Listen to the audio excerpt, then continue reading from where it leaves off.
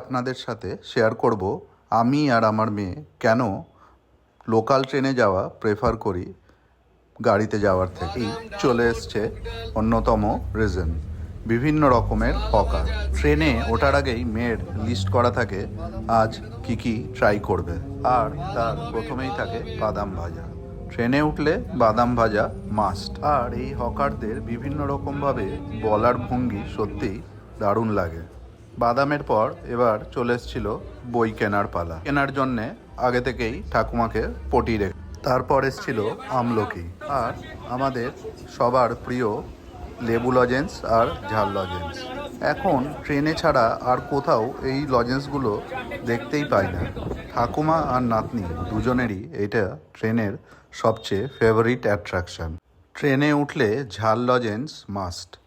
তারপর চলে এসেছিল আমার ওয়াইফের ফেভারিট হজমিগুলি।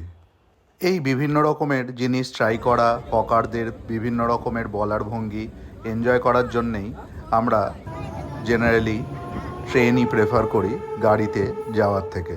বাদাম খেতে খেতে ট্রেনের জানলা দিয়ে সবুজ মাঠ ক্ষেত দেখতে দেখতে যাওয়ার যে আনন্দ, সেটা এসি গাড়িতে বসে পাওয়া যায় না। সঙ্গে রয়েছে এই সুন্দর সুন্দর হকারে জিনিসপত্র, সুন্দর সুন্দর ছোট ছোট বই, বাদাম, লজেন্স, হজমি, বিভিন্ন ফল, আরও কত নানান রকম জিনিসপত্র। এই সব কারণেই we always prefer local train over car. Thanks for watching. Tata.